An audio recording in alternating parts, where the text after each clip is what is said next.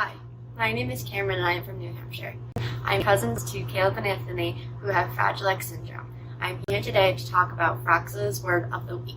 Today's word of the week is titrate. Titrate, or titration, is common when someone starts or stops taking a drug. The doctor prescribing the drug will measure and adjust the drug dosage until the effective dose is found. Titration is a way to limit potential side effects by taking time to see how your body will react to a drug. In a titration, the medication is started at a low dose. Then the dose is slowly raised, up titrated up till the maximum benefit has been achieved or side effects occur. When a patient comes off of a drug, the doctor will gradually decrease the dose or titrate down so as not to shock the system. Thank you for joining me today. If you have any questions about titrate or have a Fragile X word that you would like to see defined, let the FRAXA team know below in the comments. Thank you and have an amazing day. Bye.